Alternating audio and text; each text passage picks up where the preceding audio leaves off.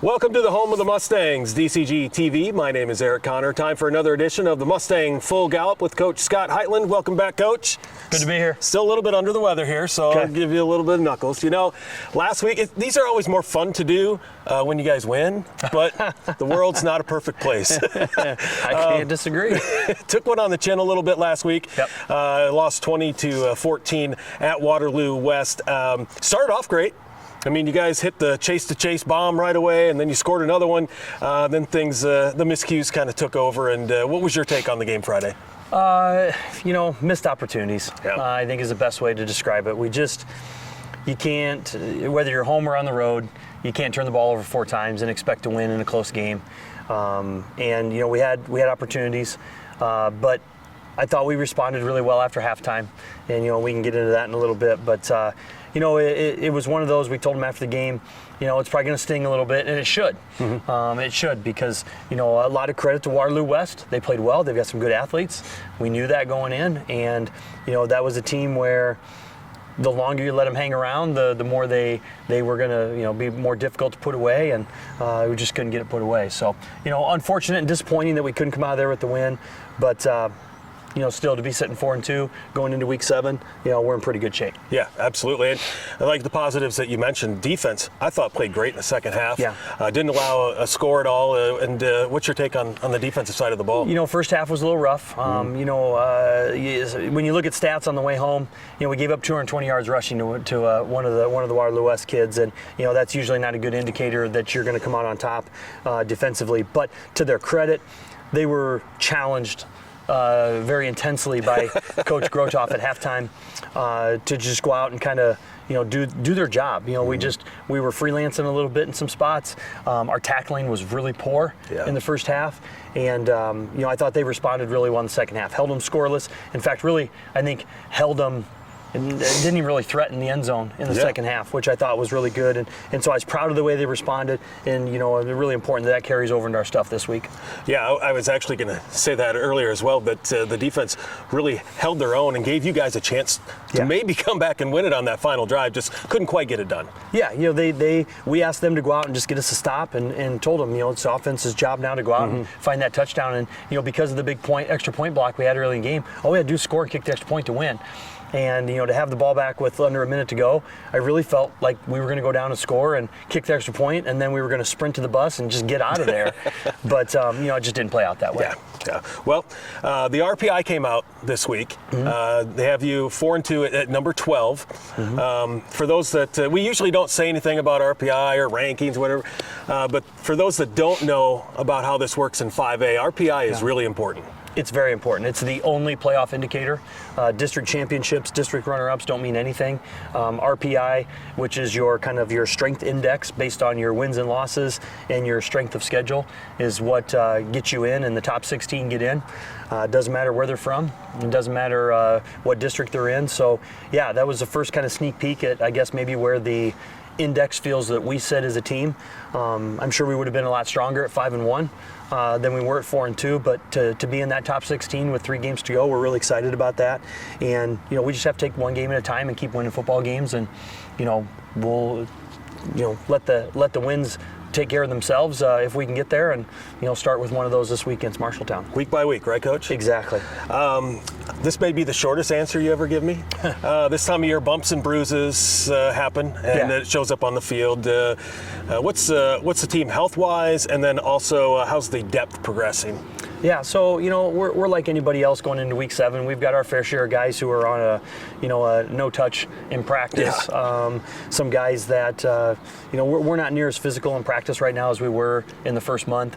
Really maybe 15 to maybe 20 minutes total the entire night. A lot of it is more mental this time of year, and working on some of the detail things.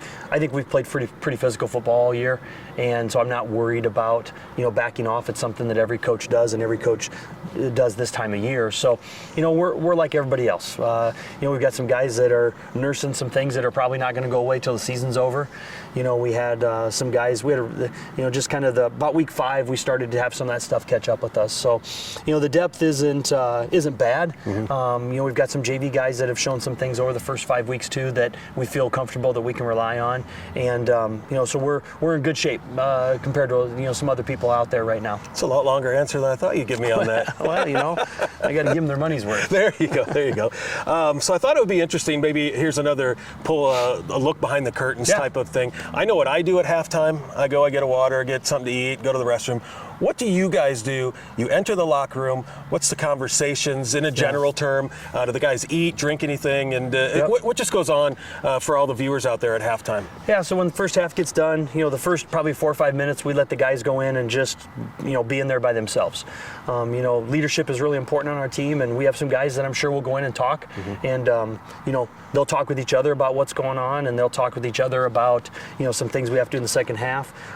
We've got a table in there that's got, we've got Gatorade for everybody so they can, get a little rehydrated. We've got snacks in there for them so they can kind of get something in their bellies to make sure that they have the fuel they need for the second half. And then as soon as they're in there doing that, I take a minute and I usually walk off with both coordinators, talk to them real quick about what's going on. Then I check in with each of the groups as they're talking about their halftime adjustments, things that I want to share with them, things that they're sharing with me. And then if we have the right space and facilities, our guys will go in and talk to the offense and defense at the same time, make their adjustments. If it's a little smaller or a little tighter, we'll alternate. One group will go in and talk, then the other one will go in and talk, because half the kids, don't know what the other guy's talking about on that side. So, it's really a time period where we go in and we try to recharge as much as we can. Some nights you go in and you're flying high and it's like, okay, let's pump the brakes a little bit. We don't want to walk out exhausted. Right. So, that's kind of what a typical halftime will look like with the coaches. And then once the coordinators talk to the group, then they'll go see their position coaches to follow up on anything more specific. A lot of bananas and pickle juice. Yeah, bananas, pickle juice, applesauce, granolas, Gatorades. That's kind of what our table has in there for them. Both pregame and halftime. It's an interesting combination, that's for sure. Right. So we're on to week 7, if you can believe that already.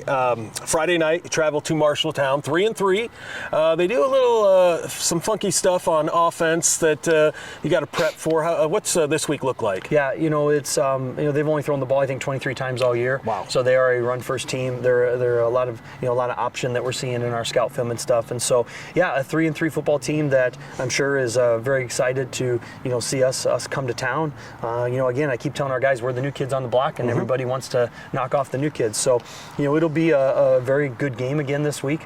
The lesson we kind of told our kids last week is it doesn't matter your record, you're going to face good football teams on our schedule. Waukee came in with 1 win, and we knew it was going to be a tough game. We go up to Waterloo West, they have 2 wins, it was going to be a tough game. Now Marshalltown has 3 wins. So we're climbing the ladder here, and it'll be important for us to go up there and play well. But we feel really good about what we've scouted them with. It's not anything we haven't seen defensively, for our offense at some point in time throughout the year with the fronts they run. We just got to scout their personnel a little bit, polish up what we think we want to do and how we want to attack. And our offense did a great job last week. I think we had our highest offensive output of the season. It just was between the 15s. Yes. We just kept going back and forth. Chase Engel threw for 420 yards, and Chase Heitland had 168 yards receiving and a couple touchdowns. And so the stats were great. We just didn't get the most important stat, which was getting in the end zone. So that's been a big focus of practice this week, is finishing some drives, playing a little cleaner in the red zone offensively. And then defensively, it's about discipline, knowing your keys, making sure that you're doing your job and, not freelancing out there, because, an offense like this, all they need is a crease, a hole, a quick pitch, and a guy to stumble and fall, and it's off to the races. They've got some great team speed. It's something I was going to ask earlier, too, is the red zone issues maybe this year. They're not terrible. They're just, it seems like timely. I think it's one of those things. First thing we did on Sunday is we went back and we just looked. How are we compared to a year ago? How are we compared for the overall season? We're fine. Yep. It's unfortunately it gets the attention because of where and the points that probably don't go on the board. But when you stop and compare where we've been, where we are, both from last year and from earlier in the year, we're really performing really well in that regard. So, we're not going to make more of a fuss over it than we need to. We just know we're going to go down there and make sure that we give it the attention we need. It's about details.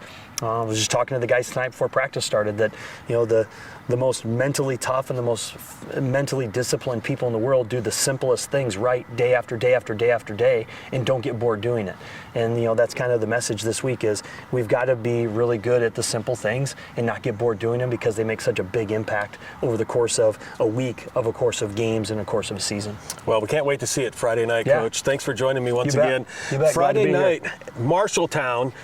It's only about an hour away. So it's Right. not too Yeah. far away. Yeah. So make sure you join us. Make sure you support and come out and have some fun. It'll be a fun Friday night again. Follow us social media at DCG Football. I'll put a link. They'll have the game streamed, and so anybody that wants to catch us on their stream, we'll make sure to have it out there. We'll try to put it on Facebook too. Perfect. Excellent. Well, thanks for joining us once again, and have a great night, and go Mustangs. Go Mustangs.